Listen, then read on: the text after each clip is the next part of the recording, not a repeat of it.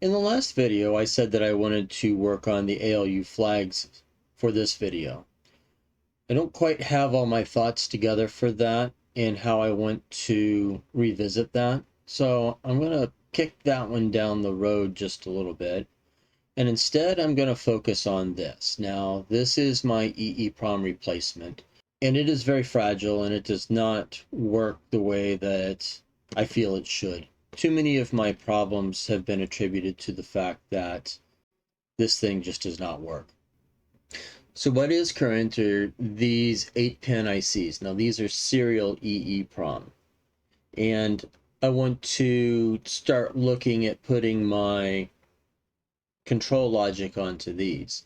These are the same size as the 32K byte, 256K bit EEPROMs that I have been using, but these are in an 8-pin serial package, which means I need to actually extract the data off of this and put it onto something else on power up.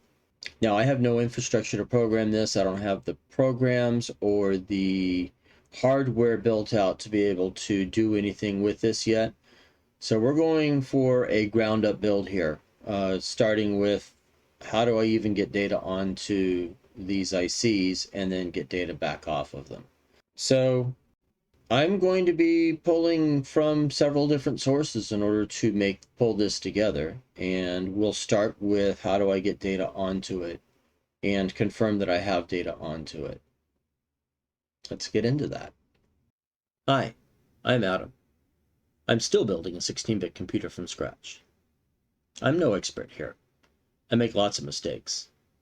So many mistakes I've actually had to reboot my computer build. I hope you will find my journey interesting, and I hope you will join me as I learn along the way. All right, so what exactly did I buy? Well, I bought a number of the 25LC256 EEPROMs. Now these are SPI serial bus EEPROMs.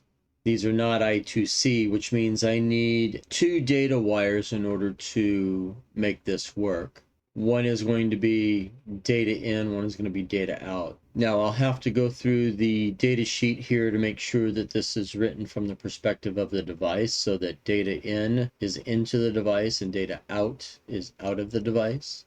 But this should be able to be programmed with an Arduino. And that's the path I'm going down, is to be able to program this within Arduino. The read sequence is actually pretty trivial here, and it was this sequence that got me to the point where I thought this would be a good fit. And this is read by selecting chip select low. An 8-bit read instruction is transmitted to the EEPROM followed by a 16-bit address. Now it doesn't matter what that address actually is. Typically it's going to be zeros, but it doesn't have to be. And then the internal pointer is automatically incremented with each read. And when the highest address of 7FFF is reached, it rolls back over to zeros, allowing the read cycle to be continued indefinitely.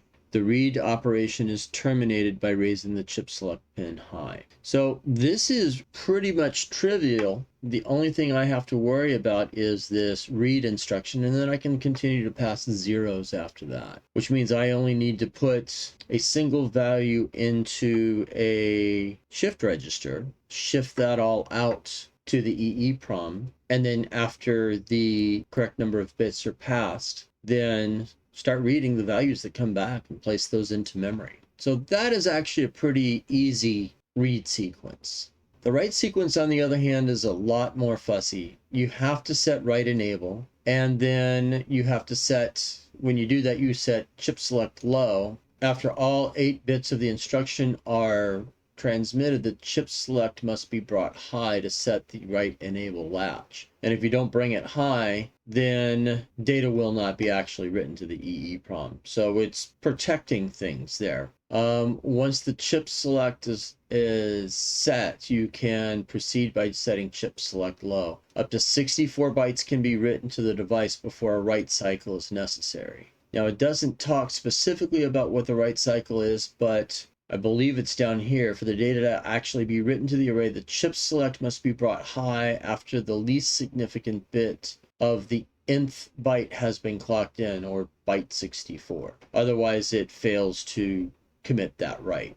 So I've got some fussy timing things I got to work out for the write sequence. But overall, I think this is going to be a pretty good solution. I've got all kinds of things to go through and how to read, how to do each of the different things. I haven't read it all in depth yet. I need to produce a hard copy and spend some time with it. For this to work, I need 3 bits of technology. I need a program on the host computer, which is where I do my compiles, which will take the EEPROM binary and push that out to an Arduino for programming. I need a Arduino and its program, which will be used for reading that data and pushing it out onto the EEPROM. And the third bit I need is a PCB or some methodology to read the data back off this EEPROM and put it into RAM memory so that I can access it in a parallel nature, not the serial nature that I have here. So I want to make sure that I get all of that handled properly, and we're going to start that today. Now, what's available to me? Okay, so SparkFun has a EEPROM Arduino library that's available. But if you look at this, this is an I2C based library, not an SPI based library. So with only one data line, and that data line being shared between inputs and outputs, this is not going to work for me. Now I can look at this for reference, but it's not going to solve my problem. It's nothing that I can leverage directly. I still have the TommyProm, and this is geared towards parallel EEPROMs, not serial EEPROMs. And as a matter of fact, I don't think this actually supports a serial EEPROM load. So I also have this software that I wrote some time ago, and the server portion of this also acts as a terminal interacting with the serial port. I should be able to connect that up to an Arduino and get that sorted so that I can pass data from the host computer to the Arduino so that the Arduino can then interpret it and put that data onto the EEPROM. Now, I'm going to have to send it in 64-byte bursts, and that's just the limitation of the EEPROM, and the Arduino is going to have to handle the fussiness associated with that. But that's not going to be the end of the world. I can handle the handshake and everything, and I should be able to then send data from my computer after my builds and send that to the Arduino and have the Arduino handle the programming. So where do I start? Well, I think the first thing I need to do is I need to get an Arduino sketch started so that I can actually issue commands to the EEPROM and start reading the EEPROM and writing the EEPROM and confirming that I can do both of those, even just in a simple sketch before I even start putting data together. Now that's going to include wiring up an Arduino as well. So I'll work on getting that taken care of and make sure that I can handle all of this stuff in the way that I need to handle it. Okay. All right, I'm zoomed in here pretty tight, and I want to go through a bit of the wire up here. And I'll put a pin diagram or the pin outs over here that I'm going to be dealing with. Now I've got an Arduino Nano. This is nothing sponsored, but it just happens to be what I have on hand here. And I've got 2 ground pins, both of which are tied to ground. And then I've got the VCC pin tied to the power rail. Both of those are jumped over here. I've got a bulk decoupling capacitor here. And then I've got my EEPROM sitting in here with power and ground hooked up. And then I've got a decoupling capacitor there. That said, what do I still need to deal with? Well, I've got chip select, and if I go back to the beginning of the document, chip select has to be cycled in order to affect the write sequence properly. So I'm going to need to be able to control chip select from the Arduino. So I'm going to take pin 1, which is chip selected, I'm going to tie that to data pin 2. Next along is serial data out. Now, serial data out is used to transfer data out of the 256 during the read cycle. Data shifted out on this pin after the falling edge of the serial clock. So pin 2 is serial out, and I'm going to connect that up to data pin 3. So that's going to be serial input off the SPI device. Next in sequence here is write protect. Now, write protect is mostly meaningless here, meaning that if I'm plugging it into a programmer, I want to be able to write to the device. So I'm just going to tie that high for now. I may come back and change that so that it's hooked up to one of the data pins that I can control it from the Arduino. But for the moment, I'm just going to tie that high. Ground is pin 4. Serial input is input into the EEPROM, and that's on pin 5, and I'm going to connect that up to data pin 4. Next along is the clock. Now the clock is pin 6, and the clock is going to be pulsed by the Arduino, and I'll connect that up to data pin 5. The final pin is the hold pin. Now the hold pin is also one of those that I may end up connecting into the Arduino, but I doubt it right out of the chute. It's an active low signal, which causes it to hold the input, and I'm going to tie that high for now, meaning that I'm never going to hold that input. I'm going to control all the clocking from the Arduino. And really that takes care of the wire up for this. There's really not much else that needs to take place here. It all boils down to now the sketch. What I am going to need to do though is I'm going to need to make some notes as to what is where so that I get these data pins accurately represented so I can turn that into code in the sketch. And so here we go. I am using data pins 2 through 5. 2 was chip select. 3 was serial out, so that's 4 is serial in, and that's going to be from the Arduino. And SCLK, that's the clock. As a matter of course here, this is also known as MISO, or master in, slave out. And this is also known as MOSI, master out, slave in.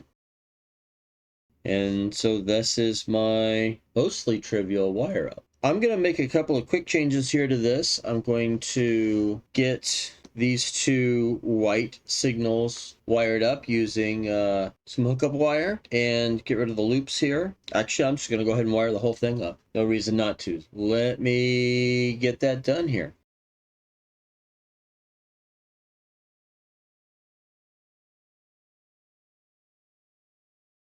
Okay, that should be the complete wire up needed for this. So let me get going on the proper sketch.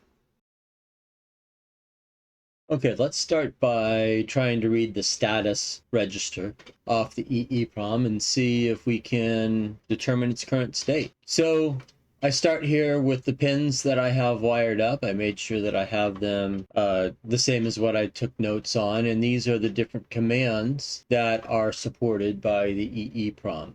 The internals of this exchange bit function are that I'm sending a bit, and if I'm actually doing a read, I'll be sending a 0, or I'm reading a bit and that gets returned back to the calling function. But if I'm writing, then I'm ignoring what I'm reading. Then I've got this shift byte, and this is actually writing a byte out to the SPI interface. Now it goes most significant bit first to least significant bit, which is why I have this organized the way that I do. And then of course, reading a byte from that interface. Again, I am continually shifting to the left so that I build a byte most significant bit first.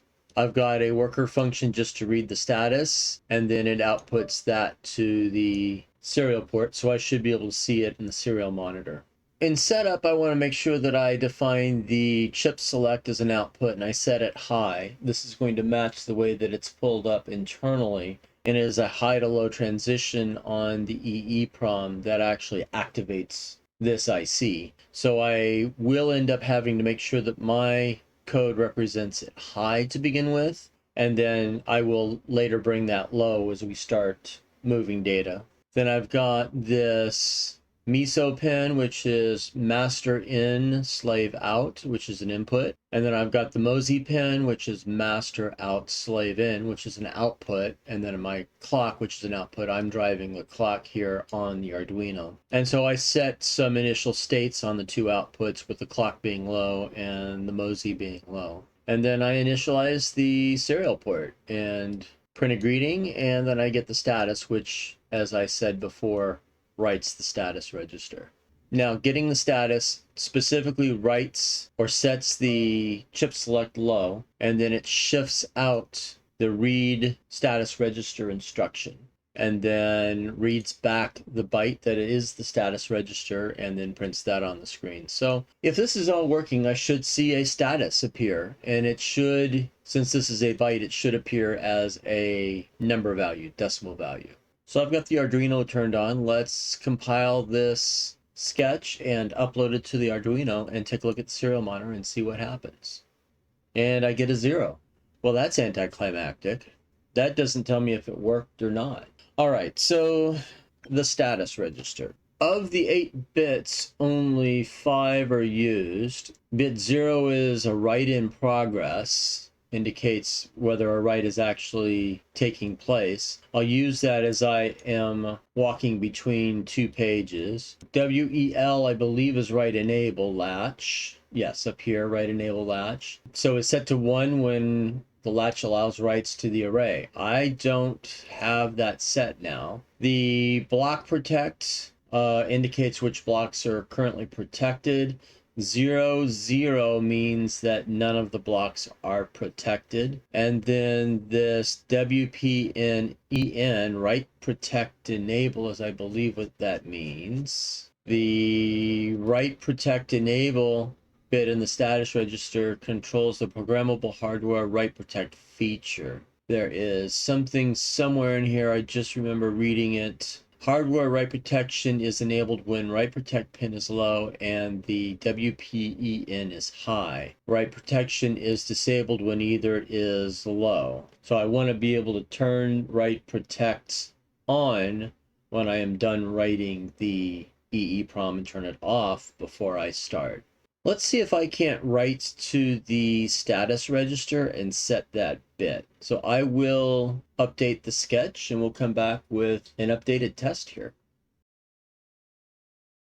Okay, I think I have this working. A couple of things I had to do is, one, I created a start conversation function. I did this before I had it working, and it turns out to be a very critical piece here. I also created a finish conversation function. These both manage the chip select signal, bringing it low and then bringing it high. When the signal goes high after a write cycle, it can take up to 5 milliseconds in order to commit everything, so I've got a delay built in specifically for that. And again, these turned out to be a little bit more critical than I thought they were going to be. I did change this so that the digital read happens before the clock, just because I wanted to make sure I had the right timing on everything and I was getting the right number of reads. So what ended up happening is I had a value of 4 showing up when I was reading the status register, and the write enable latch was actually latched, and that should have been a 2. So I was off by 1 in my read. So this corrected that situation and allowed me to get all 8 bits read properly.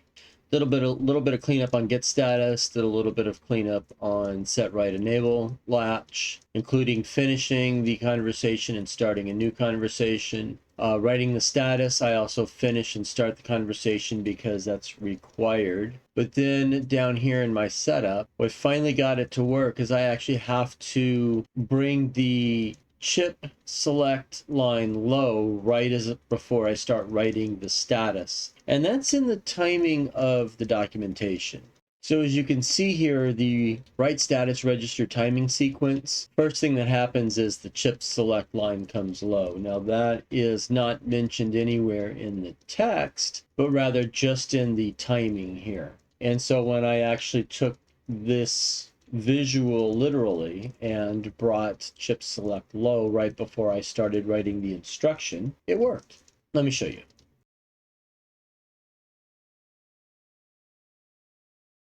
So this value here is the value of that write enable latch. So you can see I'm writing the write enable latch, that's already set, and then the value of the write protect enable stores permanently. So I end up with a value of 130. After I reset and set that write protect enable again, the write enable latch is reset and I am left with a value of 128. Now that is exactly the way that it is supposed to work. The key is that I actually have to distill now this sketch down into the individual specific instructions, and each one has to be distinct, where I bring chip select low, execute the instruction, and then bring chip select high again at the end. But I have been able to interact with this EEPROM, which is fantastic. Next up, I've got to do a little bit more in-depth writing of this sketch and make sure that I have everything I need set up here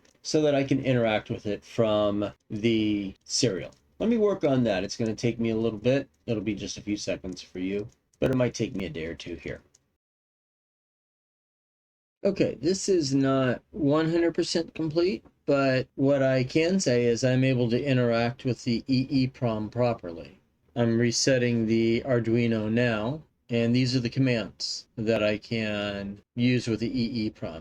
So for example, if I want to see the status of the EEPROM, I've got write protect enable is not enabled. My block protect is set to 0, which is none. My write enable latch is unlatched right now, and that only latches during a write. And write in progress is false. So I also have the ability to dump the contents of the EEPROM, and I am showing the entire EEPROM is loaded with Fs as if it's brand new. Now it's not, I've been playing around with this. But I can also write a test pattern, and then if I dump that, that's the test pattern. So I am successfully interacting with the EEPROM, and then that test pattern was written to a single page or 64 bytes, and it did not write to the second page. But if I now write to that page now contains the same data. And I'm able to, say for example, lock the EEPROM so that my write protect becomes enabled, which is something I should likely do at the end of writing a program, or my binary data to the EEPROM. And of course I can unlock as well, so that goes back to being disabled. I can poke a value into memory, and so if I dump 0 after poking FF into location 0, you can see that that's actually properly done. And when I want, I can also fill the entire EEPROM as if it's brand new again. And it takes a second to do this, but once it's done, it's done. It'll take the same amount of time to actually program the EEPROM. And I'm pleased with this. This is working. So I will provide a link to this in the description, and it's available out on GitHub. It will be available out there when the video goes live. Now, I've got all of the different functions here that do components of this. I have not changed the code to use the Arduino SPI library. So I guess that's the elephant that's in the room. So let's address that for a moment. Why did I not use the SPI library? Why did I choose to handwrite this from scratch? Well, frankly, because I wanted to make sure that I could do it. Ben Eater also did a video somewhat recently. I think it's coming up on about a year old, but I'm not absolutely certain. But he has done a video using his 6502 computer, which is built on breadboards, to interact with the device using the SPI protocol. And it wasn't so much that if Ben could do it, I could do it, but it proved to me that it was something relatively simple to implement as long as I could control and interact with the SPI device correctly. And that's what I chose to do. Did I know there was a SPI library? I figured there might be, but I never actually looked for it. I had set out from the beginning to write this from scratch, and so I have. The next piece of this is going to be a client piece, and I need to be able to set a binary in the client piece and be able to verify against that binary or write that binary down to the EEPROM, or even so much as read a binary and store it onto disk. And in order to do that, I need to have some handshaking that goes on and some coordination that happens between the user, the device, and the client PC to make sure that all three are in sync. Now for the client piece, I'm going to be pulling heavily from a piece of software I wrote some time ago called PyBootloader. It takes a kernel binary that's in an ELF format that is specifically formatted as a multi-boot binary and downloads that to a Raspberry Pi such that the Raspberry Pi can boot from it. There's a hardware component to that, and then there is the client component to that that pushes the ELF file. Now, if that doesn't make any sense to you, don't worry about all of that. I'm not going to get into writing operating systems and that kind of stuff in this video. But it is something that is tried and true and something that I've used. And so I do have the ability to interact with a serial port, and I'm going to leverage some of the code from that pretty heavily and drop it into a Qt application so that it has a little bit better of a user interface on it. And that'll be what's up next. Okay, here's the client I've been working on. Let me reset the Arduino, and you can see that it's actually reading the input from the Arduino. Now that's being presented on the USB port, and that turns out to be a TTY terminal in my Linux distribution, and I'm able to interact with it and read and write as if it's just a normal file. Okay, so what can I do here? I basically still have the same functionality that I did have, except now I am interacting with my own terminal in effect. But what does this give me? Well, when I go to try to write the EEPROM, I'm going to be able to prompt for a file to select, or I can open and pre-select a file here if I want, such that if I wanted to send control logic 1 to the EEPROM, that would then be loaded into the buffer and I could write that. With a client of my own, the Arduino is able to send a signal that says, start sending me data now. And so whatever is actually loaded up into the buffer would be able to be sent. The code, well, it looks fantastic at this point, but the code lacks a lot of polish. It is sitting in a single source here. It is a Qt application, and I did have to grab some of the bits here from the Raspberry Pi server to control the serial port. Now, Qt does have a serial port, but for whatever reason, I was not able to get it working in my distribution, so I ended up going back with the low-level file routines that are available in Linux. And so it's not portable. I am running Ubuntu, but it does actually work, and I'm able to now interact with the EEPROM. Okay, I'm quite happy with where I managed to get to today. Being able to replace all of those parallel EEPROMs is going to be a huge milestone for this build. I need to do that in some way, shape, or form, and my first attempt just simply was not successful. Defining the handshake now that happens between the Arduino and the client that I've just built for reading an EEPROM and saving its contents to disk, writing an EEPROM, and verifying an EEPROM by either reading it and sending it back to the client, or sending the binary off to the Arduino and let the Arduino do the comparison. In one way or another, that handshake's going to be important because I've got to be able to handle things one block at a time based on the EEPROM's characteristics. So in my case, we're talking about 64 bytes, so I need to handle whatever binary 64 bytes at a time. That deserves a video of itself, and that will be the next video I tackle related to the EEPROM.